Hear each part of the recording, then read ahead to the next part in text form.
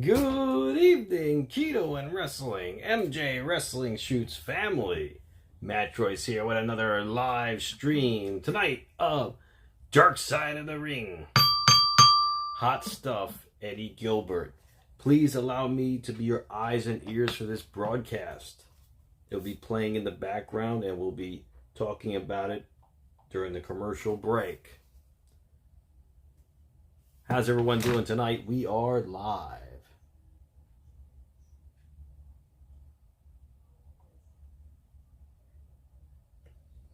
We're going to have a great time here tonight.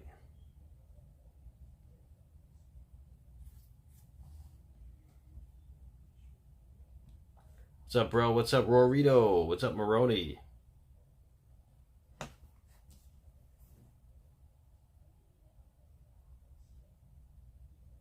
What's going on, everybody?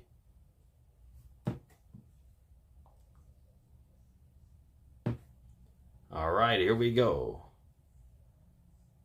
It's Michael Maroney's birthday today, too. So during the commercial break, Maroney, we're going to wish you a very happy birthday, my friend.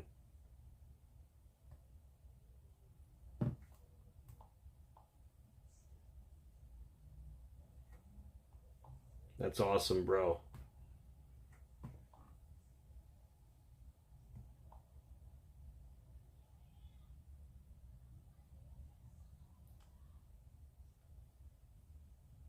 What's up, ATF Media?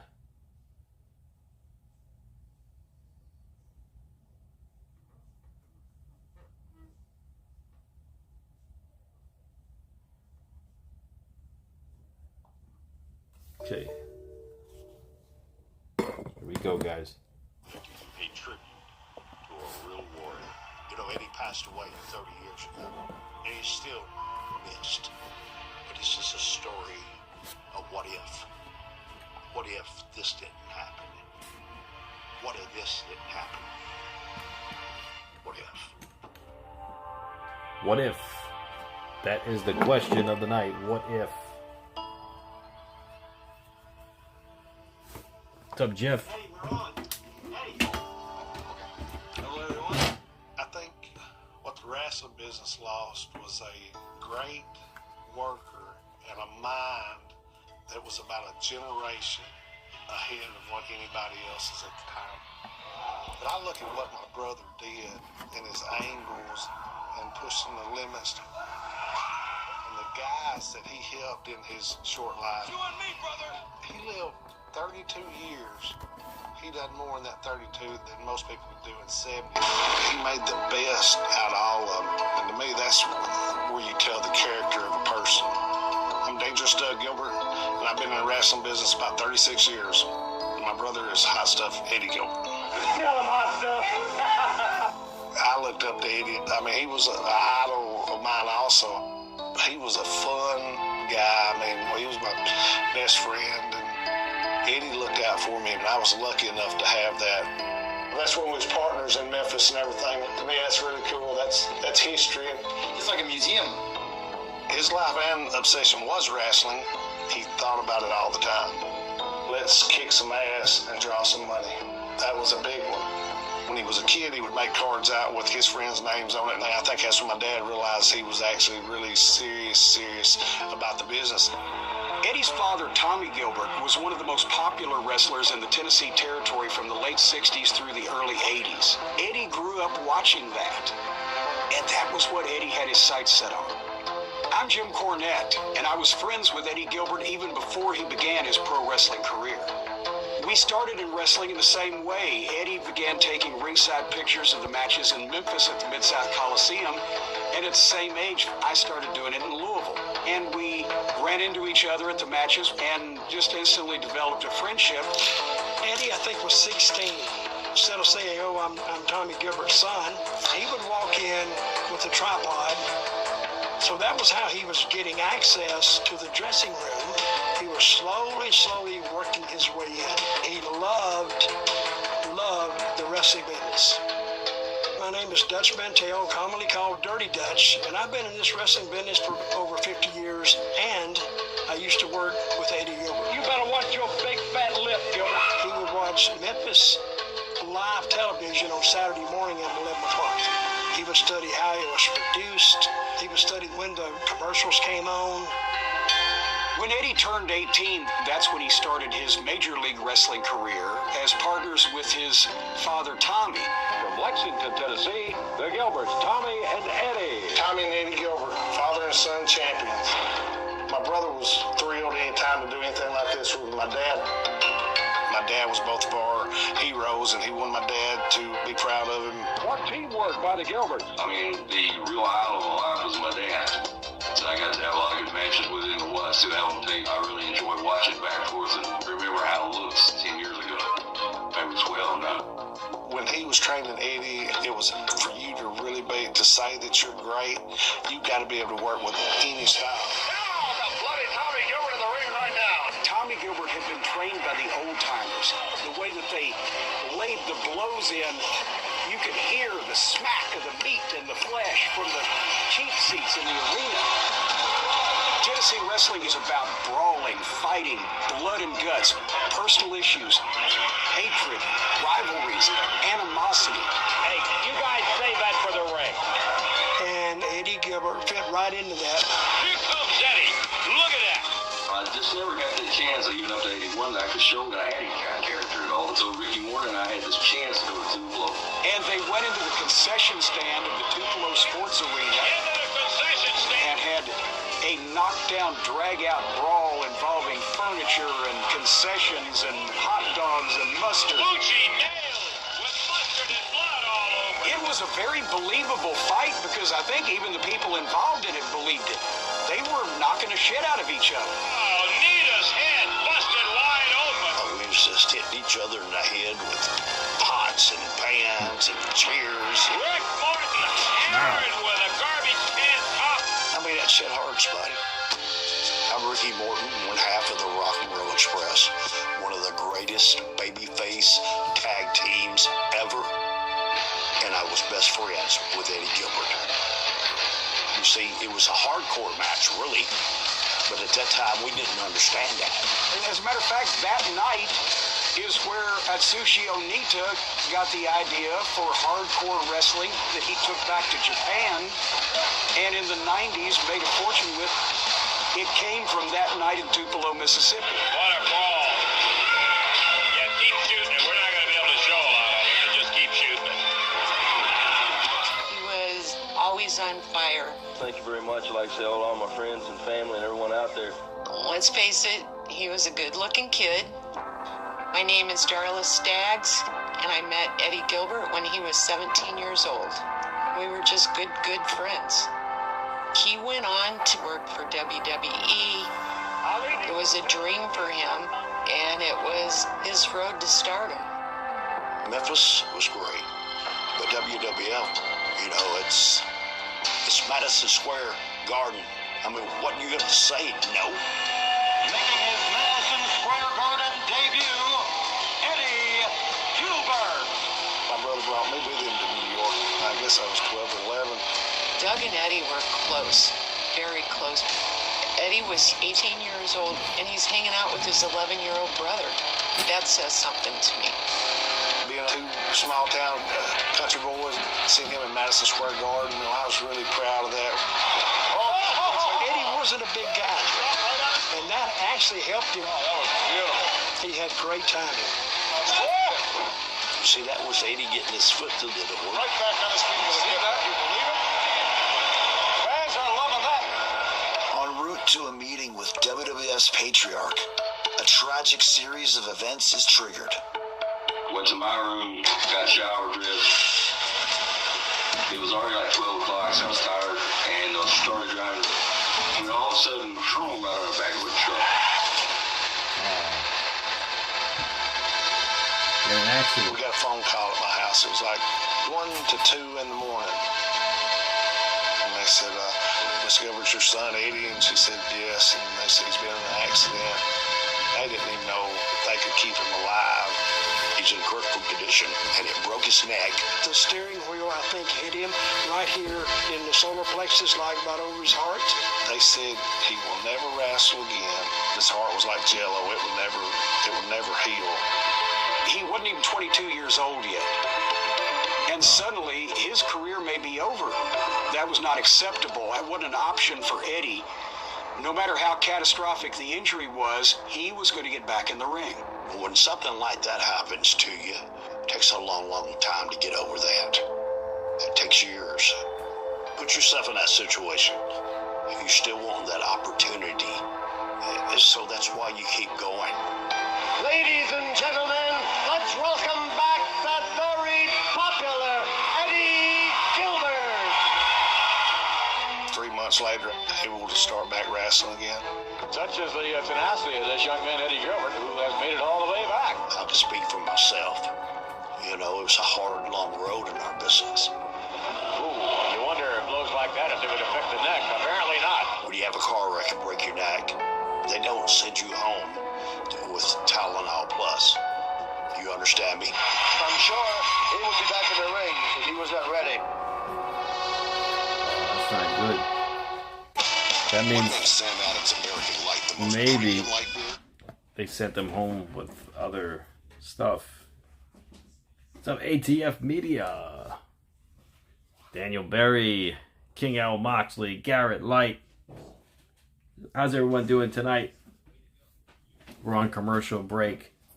And before we continue on our conversation, let's wish Michael Maroney a very happy birthday.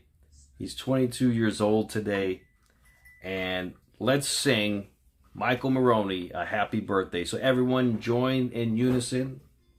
Join me as we wish Michael Maroney a happy birthday. Happy birthday to you. Happy birthday to you. Happy birthday, dear Maroney. Happy birthday to you.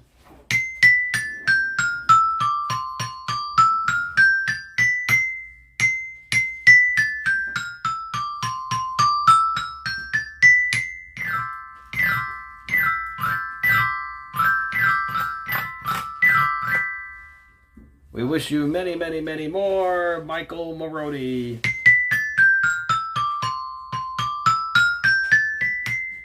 Happy birthday, Maroney.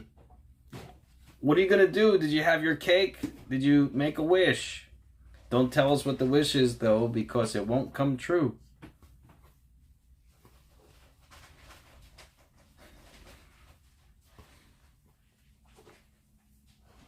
I remember Johnny Boots' birthday, 21st birthday. We took him to Atlantic City. And boy, did he have fun. He had a lot of fun. He gambled for the first time.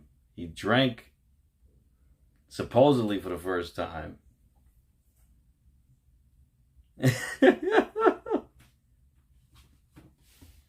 And we got him something good for his birthday too. $140 for your birthday, Baroni. That's cool. You won $120 for your 21st birthday, Roy? That's awesome, bro. I think Boots lost a few bucks, but it's all right. We found him a working girl. And he had a good time on his 21st birthday. Like whatever you thought could happen, it happened at Atlantic City with Johnny Boots. That is true, Eric. Wow, that's awesome, Maroni. Then you got another 120, so you have a 260 total. Rory, no, it wasn't Emma. It wasn't Emma. I don't know what her name was. I don't think it was Emma. But he had a good time on his 21st birthday.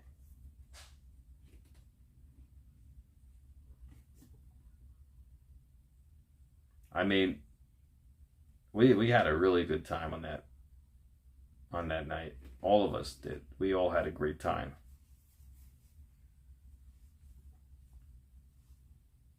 Should have taped him. I don't know if we had cameras on cell phones back then. I don't even know if I had my... Oh, I did have my regular camera, but I didn't film him.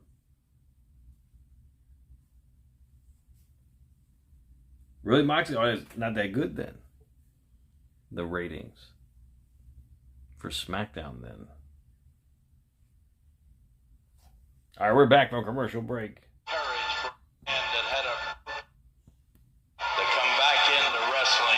Eddie came back to wrestling probably too quick, but he wanted to get back before he lost his spot.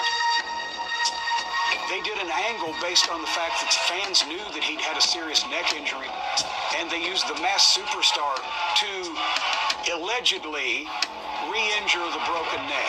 Oh, no! Oh! No, there's no need for anything like that. Oh. See those scars there on the throat? That was from the automobile accident. And unfortunately, that is where Eddie met Dr. George Zahorian. I'm presently evaluating Eddie Gilbert following a traumatic accident to the vertebrae of his neck. Dr. George Zahorian was a doctor in Pennsylvania, was also appointed by the Athletic Commission to be the doctor to give physicals and etc. to all the wrestlers. Anything that the wrestlers wanted, drugs, substances, whatever that he could prescribe, there was your guy. Now you've got Eddie Gilbert, who's had a severe neck injury. What do you think's going to happen? He was in a lot of pain from the wreck, but the doctors prescribed him something. He would definitely take it. When he was doing it to be able to work, I guess that was our justification. As Eddie steps back into the ring, the WWF charts a new direction, jeopardizing his climb to the top. WWF at the time was like superheroes. That was the Hulk Hogan starting there. Everybody that was up there got bigger. I didn't want to go that bodybuilder path, and Eddie didn't want to either. Now, we might have did a little something to tone you up, but you get caught up in that circus act. I think Eddie thought that some of the stuff they do in WWE was too much show business and not enough realism. I knew that meant that I was probably going to be probably buried. And I thought to be the best career move was to leave and go back home to Memphis to be a heel, because I knew that when I started in business, that's all I wanted to be, and I thought that was my calling. Returning to the Southern Territories, Eddie reinvents himself as a villain and creates his most iconic persona.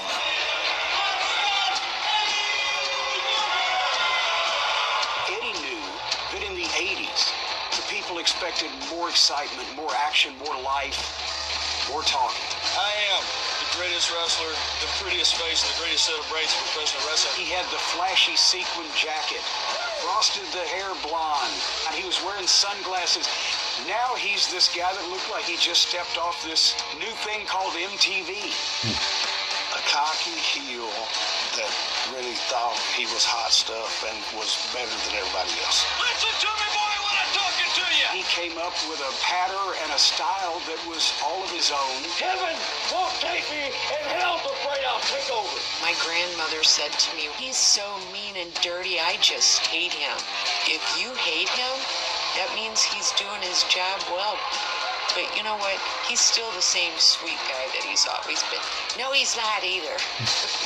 It was an amalgamation of all of the heels that Eddie had watched over the years. And it worked. One of his idols was Jerry the King Lawler. Who's the greatest wrestler in the world, and why am I?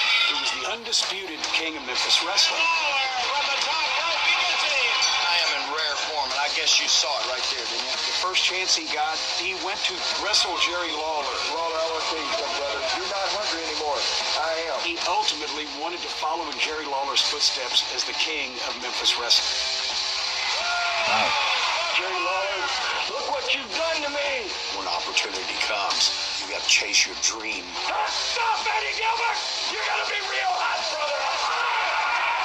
Eddie had that in his mind. He knew that. That's why he was successful down south.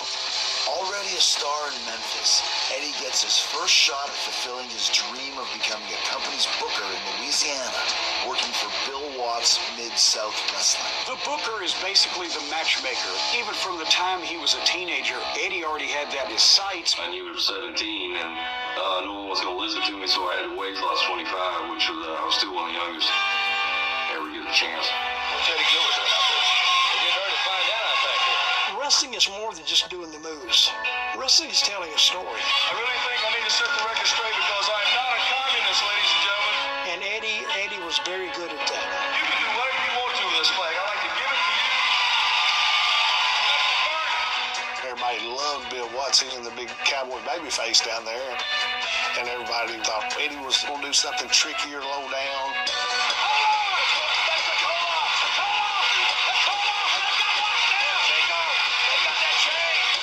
When a great heel has a great baby face, they can tell a story that's unbelievable.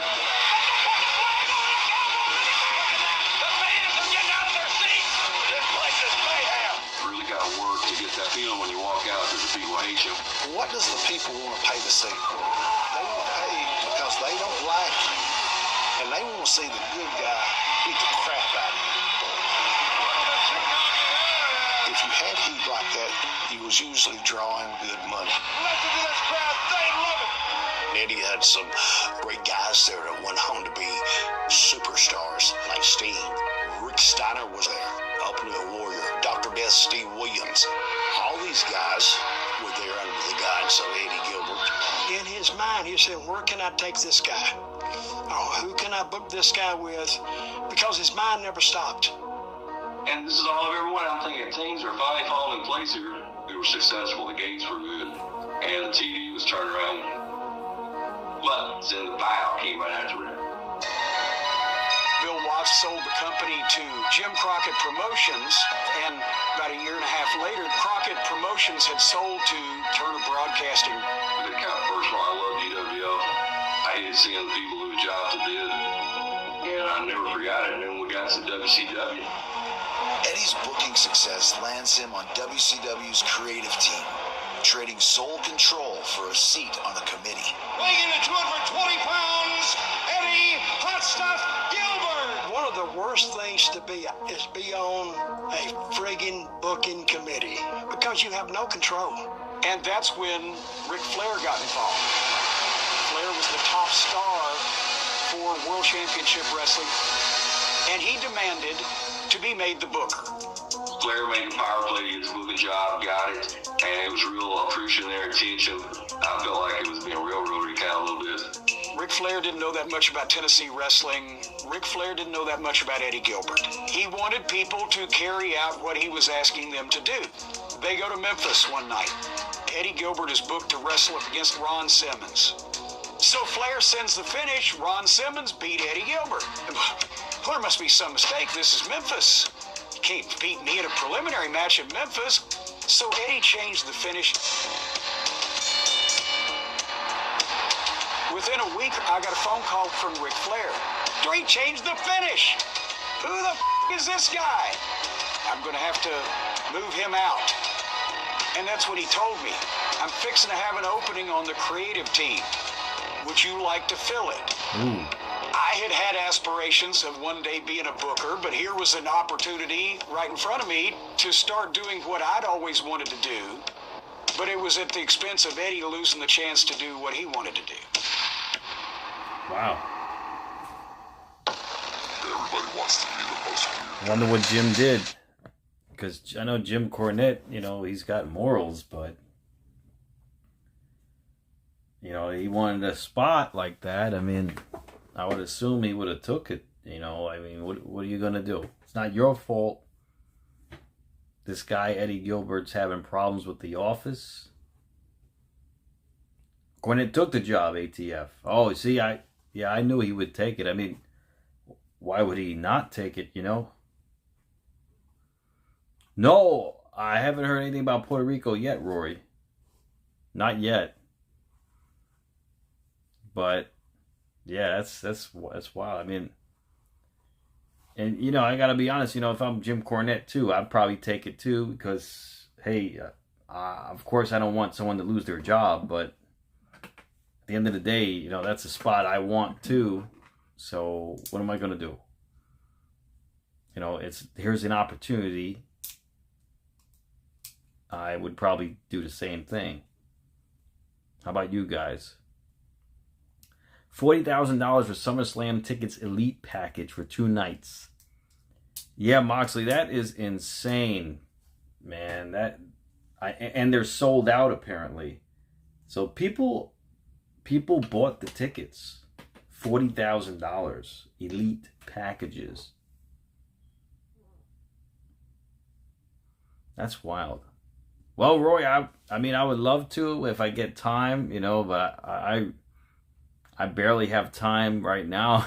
But maybe, you know, if I get some free time, I will, for sure. What's up, Maroney? Do I think Theory's going to join Seth again, Garrett? It's a possibility. You never know. Sami Zayn looks like he works at Home Depot. Who looks like your average neighbor.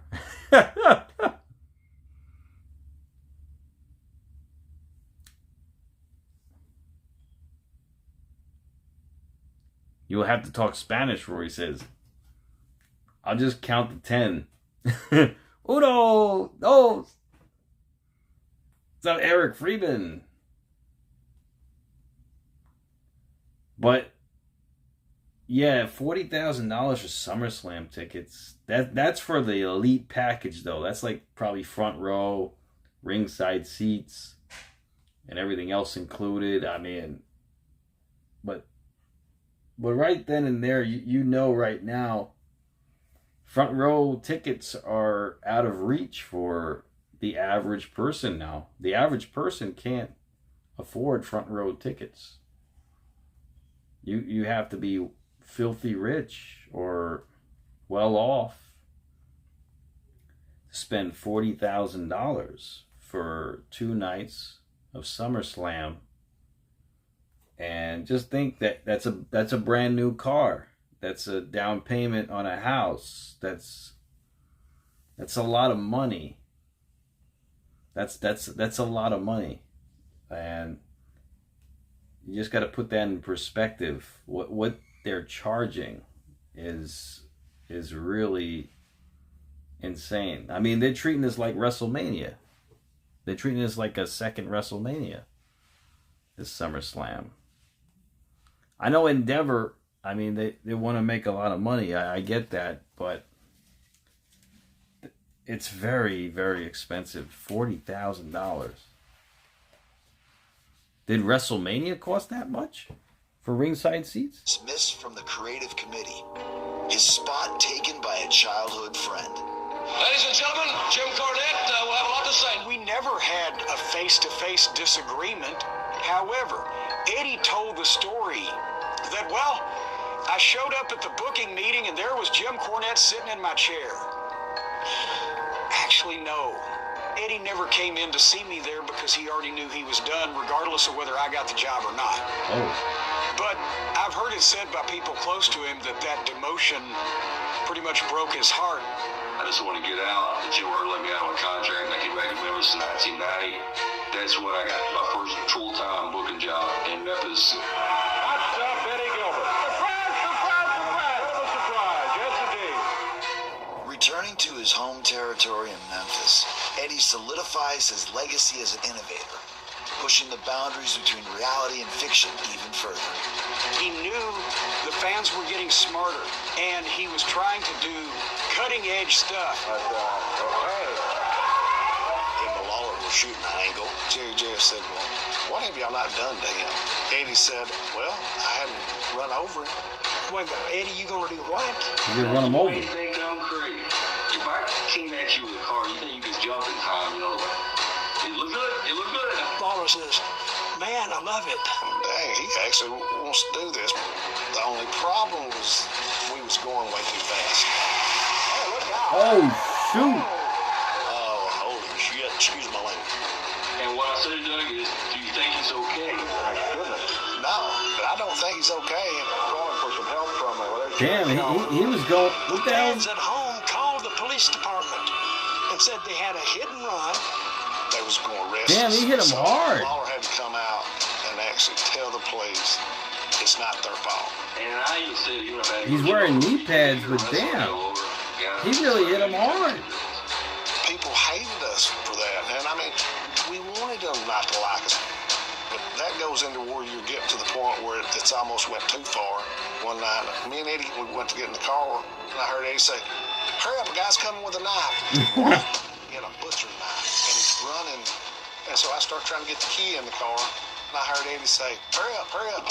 And he got right almost to Eddie. There was cops at the fence, and a police officer saw that. He got them before they got to us. Wow. Here's the thing, and a lot of people don't understand this. Look at your TV today and then go back and see what we do. He was ahead of his time for so many years. Oh, come on! And it was stuff that he thought about all the time. Rotten, despicable, devious mind. He's a perfectionist at work, and he was a perfectionist at booking. And a lot of people will say, well, that's why you wind up with burnout. I don't think he was the booker at one spot more than 6 months at anywhere. Most times when I was successful, I didn't really know on what. We saw Memphis jump back up again, so went to Alabama, changed everything. But there's always those few that think they can do the job a little bit better. That power struggle goes on from day one, and the booker takes over. And after a while, it's frustrating, and it's not worth it. You know, for you. Yeah.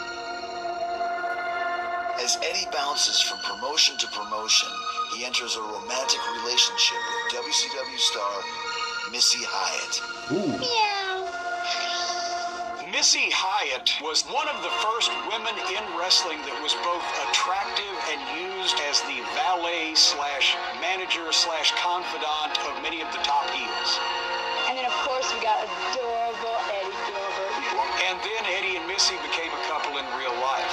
After he got off the booking committee in WCW, I bought him a boat, hoping that, let me go fishing, relax. He took it out maybe twice.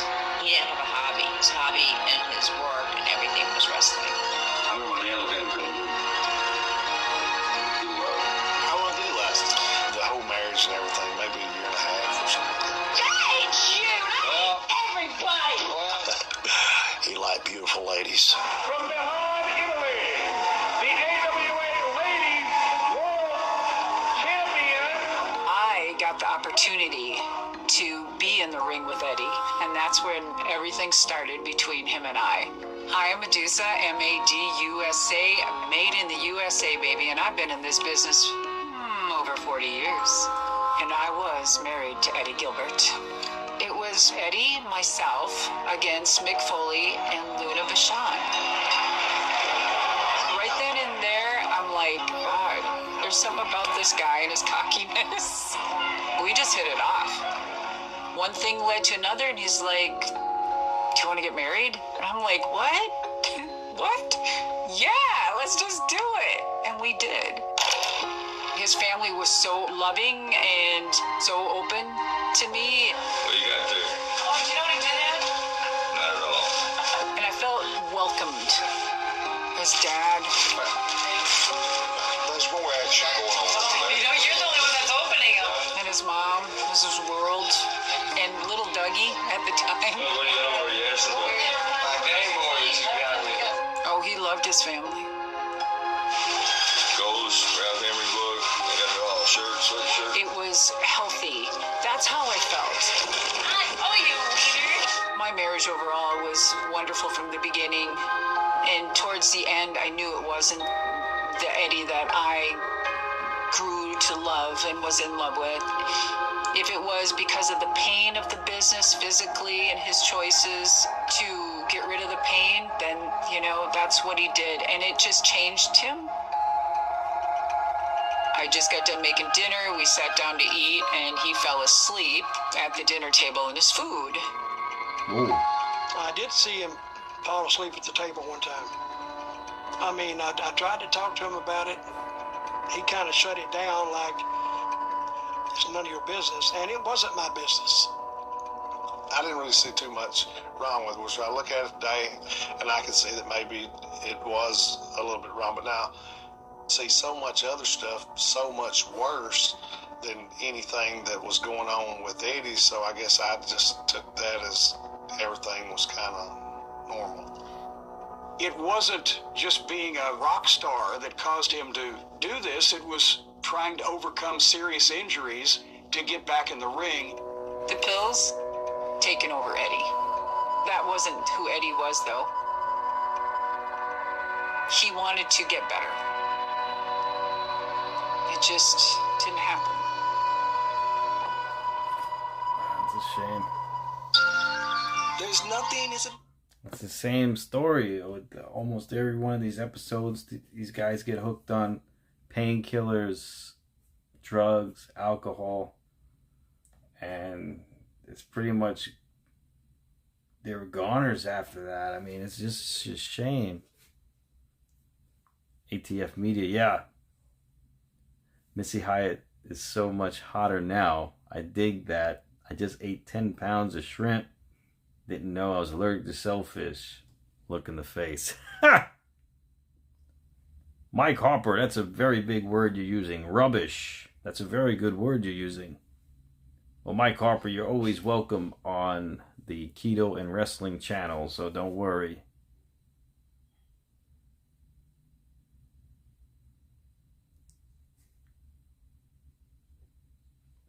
It reminds you of the Candido and Sonny story. It does remind a little bit, yes. It does remind me a little bit. This story. And this story, a lot of this is somewhat new to me, so I'm actually learning about the history of what happened with Eddie Gilbert in this show. So this is actually a lot of new information for me. So I'm a bit intrigued by this episode. Cody? Yeah, I don't know. Cody, I don't know what his deal is, but whatever it is, it's very political. His deal in pro wrestling.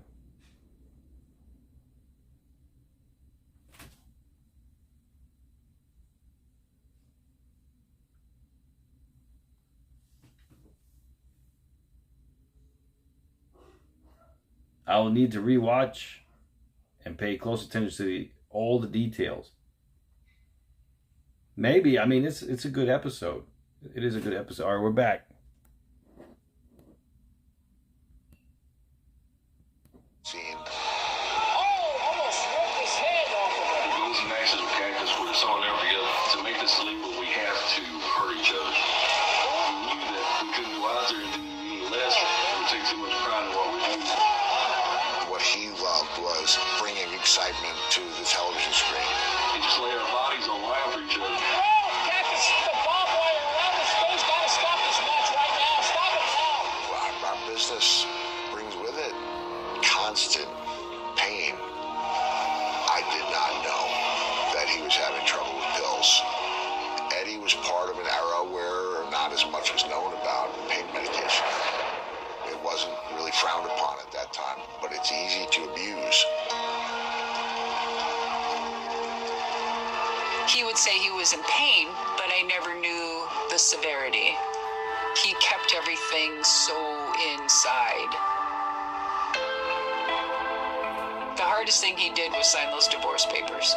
He told me straight out, I need to fix this. I need to get myself better. And it was Eddie's choice. I guess what I told myself at that time, the only thing I could say is that I found my way to say okay and let go. She's really a good person. I think she deserves getting out of business when she can. At that time, the early 90s, a lot of things were falling apart for Eddie. Almost all the territories had gone out of business. So at that point, he really didn't have a lot of options of the old-fashioned territories, places to go anymore. Here we are at the ECW Arena in the heart of South Philadelphia. It's June 19th. Facing setbacks in his personal and professional life, Eddie Gilbert moves to Philadelphia, betting on a new promotion led by a virtual unknown in the business. We're ready to go. Tonight's the night. I grew up watching the WWF, and there was something called believability. What happened was, as time went on, it became a cartoon. Hi, my name is Todd Gordon, and I am the founder and originator of Extreme Championship Wrestling, ECW. I worked side by side with Eddie Gilbert to get this promotion off the ground. I just wanted to see something that I would enjoy, something that I could believe in. This is getting out of hand, fellas. My goal was to put on a believable, hard-hitting product. A great night, and it's going to get even better as we go on week to week. Stick with it, Jay Sully. You know, Philadelphia, they are the meanest people I ever seen. These people don't even like ice cream. I'm not bullshitting you. So when you bring that part of Eddie being a heel to them, well, they just eat that shit right up. Eddie Gordon did a lot of big names and put together the matches. He was very good at it. He wanted to be the king of Philadelphia, as Jerry was the king of Memphis. Yes, me, Hot Stuff Eddie Gilbert, the king of Philadelphia. We were doing that kind of hardcore stuff. He took it to another level. Eddie would say, this is wrestling. You can do anything. I carried that over years later. So when Sandman came out smoking a cigarette, what are you, crazy? What, you can't do that. Who says you can't? We did it. He became an icon. That was Eddie. Eddie gave us that ground floor to build on. Without Eddie, there's no ground floor. Without Eddie, there's no ECW really. The king, Hot Stuff Eddie Gilbert. Eddie brings ECW to new heights, but it's his friend Paul Heyman who will have the biggest impact on wrestling's future. Ladies and gentlemen, or you people of Philadelphia. Today, Paul Heyman is the most brilliant manager on the professional wrestling scene. In those days, Paul Heyman always wanted to be the booker. So he started shadowing Eddie Gilbert. Paul was a photographer, did interviews with me when he was like 13, when I was in WWL. You know, Paul is like me, a lot of times people say things that maybe he shouldn't, but he does. Back then, Eddie Gilbert and I were thick as thieves. You know, he was my brother. He was my mentor. He was my best friend, and he was so magnificent as a booker. They were together in Alabama, they were together in Georgia, they were everywhere. It was a good combination, and it worked. It was probably 6-7 months in when all of a sudden it was, you know, where's Eddie? He's working at 2 o'clock and he's rolling around 3:30. He wasn't kidding around, carrying on. It's a different change in his whole demeanor. I wasn't that familiar with what drugs, painkillers, the effect they had on people's personalities. You get in the ring with anybody, and if he wasn't bleeding, his opponent was. Those things don't just end when the show ends. They all turn to painkillers for that. It is very easy to fall into that trap. He had lost that joviality, he had lost that fun side. This was not the same Eddie that had contributed so much to the business. So it was falling apart for Eddie bad. As Eddie spirals into addiction, Paul Heyman pushes forward with plans to take ECW national. Paul was working with Jim Crockett, and he was very excited about it. Eddie thought that me, Paul, and Crockett were going to go off and leave him in the lurch. At this point, he was really in the depth of his despair, paranoia. And he said, oh yeah, guess what? We quit. We got a huge show coming up. Ultra Clash is our big event. It's going to be the biggest, hottest show in the history of Philadelphia wrestling. That's right. Even though he's going to still be on the show. But it didn't matter. Sometimes when you're that high or that buzz, you think reality is completely different what reality is. And he had his own reality at that point. On the next episode of The Grudge, Conor McGregor is a perfect super. All right, we're on commercial break. Jericho, I don't know how much they paid Jericho to narrate this. I'm sure it's pretty good. I mean, he's done so many episodes. So Unbroken, yeah, the music they've chosen for this season hasn't been that great. What's up, Swerve Show? What's going on, bro? How you doing? Yeah, but it's crazy how they Roots landed in ECW I mean, that's huge. I remember ECW, man. That was some show to watch at 2 o'clock in the morning on Saturday night, going into Sunday. That was a show to watch. I mean, my brother and I made sure we stayed up to watch it every Saturday night, going into Sunday. We couldn't wait. It was like every Saturday night. We would watch it 2 a.m. We would wait 2 a.m. Sometimes we'd even take a nap, and we set an alarm to wake up to watch it. Oh, definitely, Andrew. Yeah, the music isn't that great this season, but they have pretty good stories this season.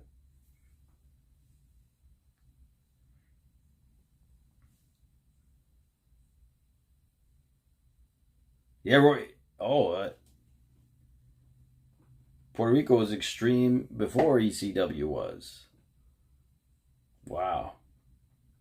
So they pretty much took that style of wrestling and brought it to the States. I mean, it was definitely unique for its time. It was amazing for that time period of wrestling. And I think ECW helped revolutionize professional wrestling to what it is today. Without ECW pushing the envelope, I don't think WCW and WWE would have pushed their envelopes to get better. And I just feel like ECW, if they weren't around, that third company wasn't around, then it would have been a lot different. I think we're back. Championship Wrestling. Fearing that he's losing control of ECW, Eddie Gilbert storms out of the company just days before a major show. 2 days later, Eddie called me up and he said, "Hey, boss, I'm sorry. I've been stupid, so I'll be here Saturday night." I have to tell Eddie. At Ultra Clash, there will be a major change. That's correct. You quit 5 days before the show. I had to do something. I had to replace you. That man who will be the partner on September the 18th with Abdul the Butcher is none other than Kevin Sullivan. I said, "Okay. Wow. Can I come to the show Saturday night anyway and say goodbye to everybody?" I said, "Sure." He told me he was going to come and cut a promo, which nobody else knew that.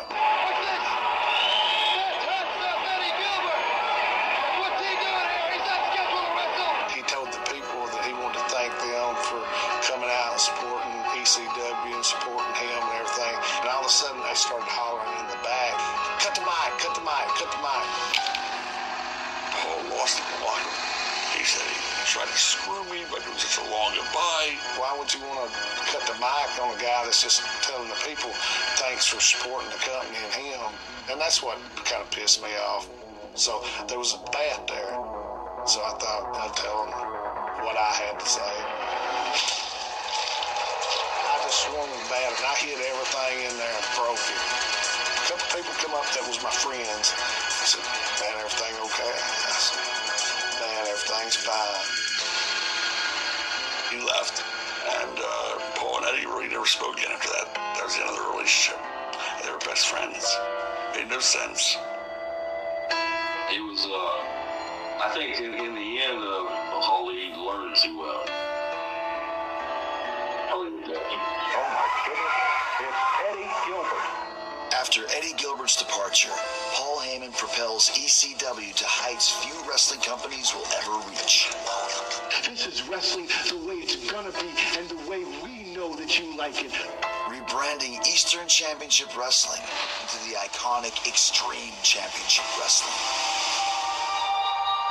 With nothing left to lose, Eddie taps into his fan base, once again setting a trend that will influence the future. Eddie wanted recognition. He wanted to be able to plead his case.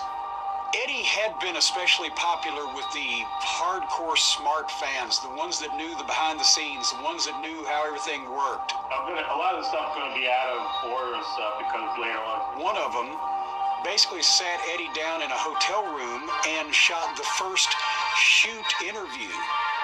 Wow. Why don't you give up? Where one of the personalities involved in wrestling sat there and told inside stories of how it was done. I did a few angles with John, I'd like to tell you. In those days, believability in the ring was the most important. If the people know how they're being tricked, it'll kill the business. It got some people raising their eyes at, Eddie Gilbert did that.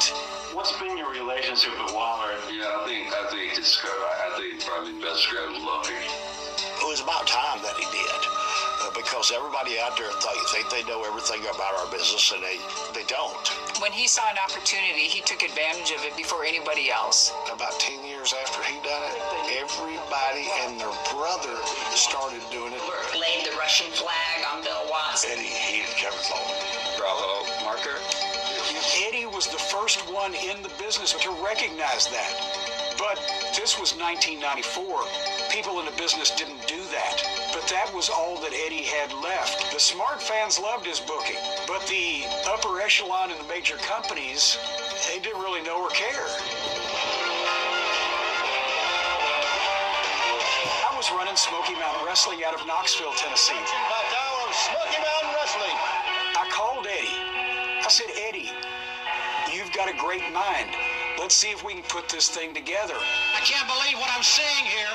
Hot Stuff Eddie Gilbert is here, and what are you doing here at Smoky Mountain Wrestling? I didn't know you were going to be here. Well, he came to the TV taping.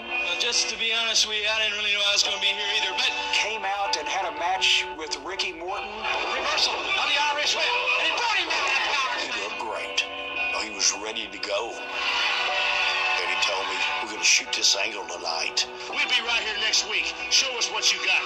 Hot stuff. Maybe we won't go through with it because I have an opportunity in Puerto Rico to do what I love. Puerto Rico, Roy. And that's booking. I was proud for her. And I said, go for it. If you don't come back, I'll cover it up. And bless my heart, he never came back. After that first TV taping, I never saw Eddie Gilbert again. He was dead 3 months later.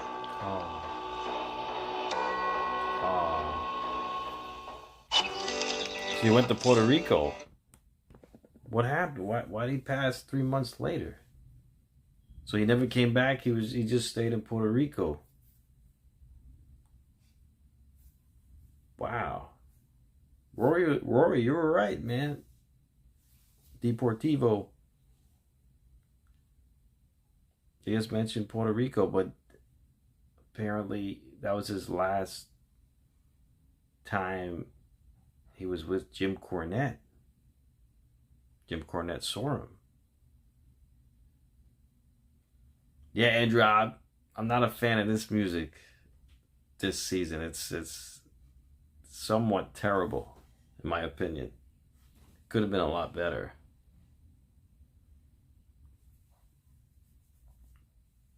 Because Dark Side of the Ring, usually they have really good scores, music scores, but this season's kind of weird.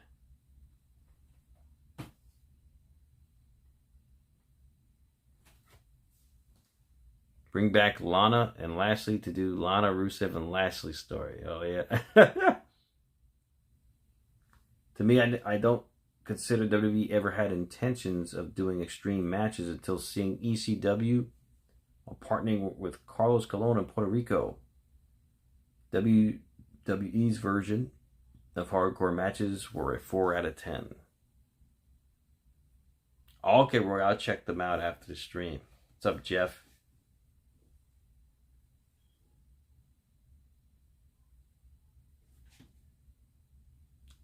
The season's in the dog pound, Moxley says. I mean, some of these episodes are pretty interesting, but they all have very similar outcomes, you know. It's a shame, you know. It's very upsetting to hear all this. Definitely Garrett.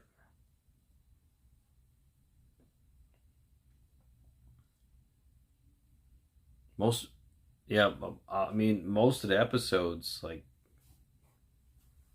they end like this. All right, they're showing with theories, something about the mafia. Next season, was one of the next biggest episode. drug dealers in the parts of this are true and parts aren't. But this was certainly quite real. We knew one day Billy Jack would do something crazy, but we never thought it would be that crazy. Dark Side of the Ring. New episode next Tuesday at 10 on Vice. Who's that for Looking next to make a episode? fresh start and leave his demons behind, Eddie Gilbert heads to work in Puerto Rico.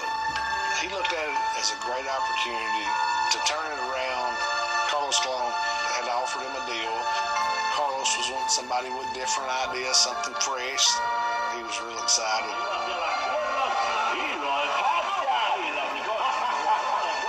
This is the briefcase that my brother carried around all the way to his Puerto Rico days.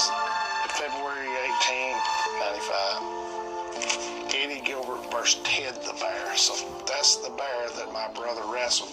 I'm going to get a bear. A bear? I'm going to get the bear. Yeah, you're going to get the bear. No, I can't go get the bear, no. He was trying to get it popped again where everybody could make money and everybody be happy. He asked me, he said, you want to come? I said, give me a minute to think on it. I'm sure it won't be too long.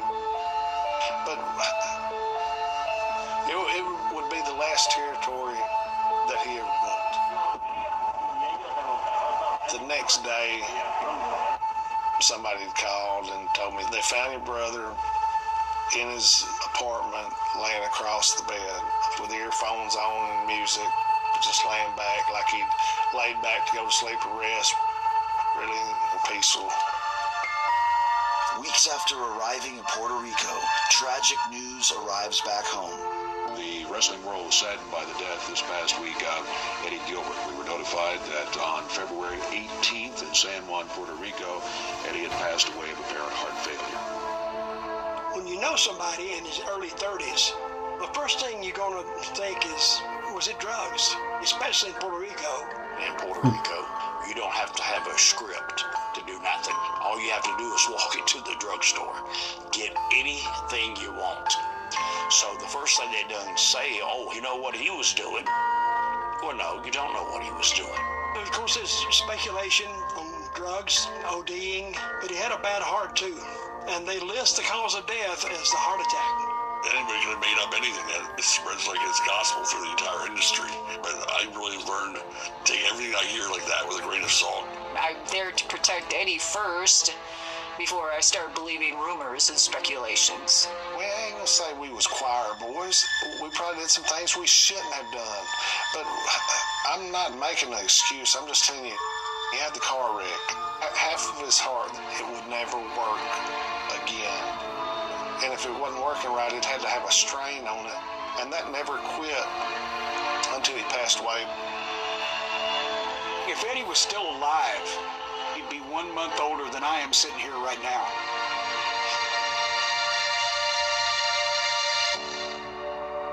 We kept in contact. We wrote letters to each other. And this one here that I kept was probably just one of the end ones. He starts off with Deborah Ann. Deborah, you have been a terrific friend, lover, companion, and most of all, best wonderful wife. I just wish I had realized that before it got too out of hand. I have nothing but the most respect for you as a person and your abilities in the ring and also in the... If you need someone to talk to at any time, night or day, please don't hesitate to give me a call. I mean that. And that was one of the last letters that I received from Eddie. He was a good person. He meant well. You know, Eddie passed away 30 years ago, and he's still down. That's one of the best. And he died loving what he did. So when you step in that ring, it's like we're on Broadway, and we can give you a part of our soul. He gave his heart and soul to you people. Remember him for that. Eddie never really wanted much in return. He just wanted this business. I was born to be the this year, it would be 30 years since my brother's passing. And I wish he could be here, and I love him. And I know how really proud he was of me, and he had a huge heart. He done what he loved to the last day of his life. Well, he lived his dream, you know, and it's very commendable. Honestly, it's very much commendable and very noble to do such a thing. But, geez, he was young. 30 years old. Yeah, that's sad.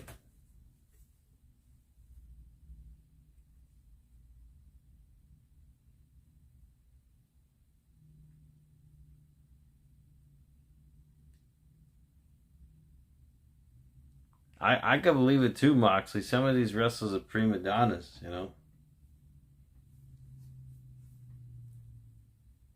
Yeah, it's such a shame, Garrett. Very young.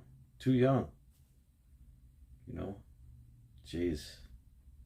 We'll say this, a lot of these Dark Side of the Ring episodes, they're ending very sad this season.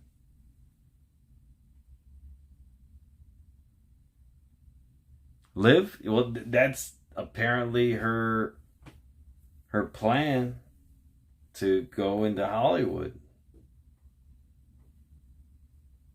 That's what she wrote in her diary. The episode wasn't very great, ATF Media says. I mean, I don't think it was great either. I just learned some new things, but I don't think it was great per se, but it's definitely eye-opening to see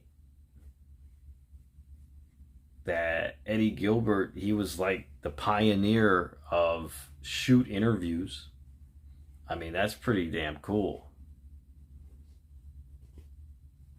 And like, yeah, almost every retired wrestler, they get into that to shoot interviews, and there's big money in that based on the amount of views you get for sponsorship deals. Forget it. I mean, it's very big money in that. Cody Rhodes is going to be Stardust at SummerSlam. By SummerSlam, Moxley says. You never know, right? You just never know. Stephanie's back, so you never know. That was a character that Stephanie McMahon created. So you never know.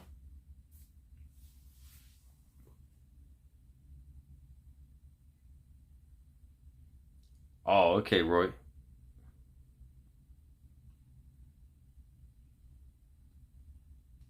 You'll never forget that stare CM Punk had with Benoit at ECW.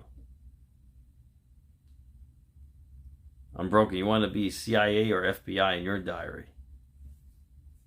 Well, you know, if that's your dream.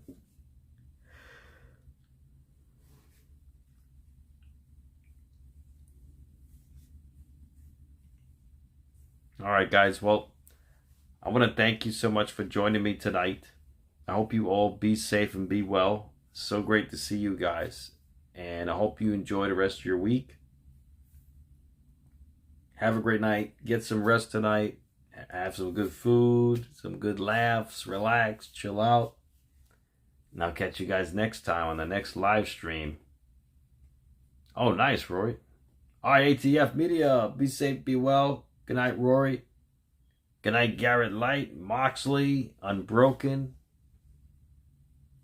Everybody, it's so great to see you guys, and I hope I see you guys on Raw next week. I probably, most likely, won't be able to do SmackDown, but I'll see you guys for Raw for next week. Good night, Maroni, and happy birthday again, Maroni. May you have many, many, many beautiful more birthdays, man. Yeah, Unbroken. Yeah, it's a shame. It's really a shame. Good night, Garrett. Good night, bro. Good night, everybody. Be safe, be well. MATTROISE signing out. So great to see you guys. Elvis, yeah, he made past Roman's record. I mean, Elvis has a big record right now. All right, good night, guys. Be safe, be well. MATTROISE signing out.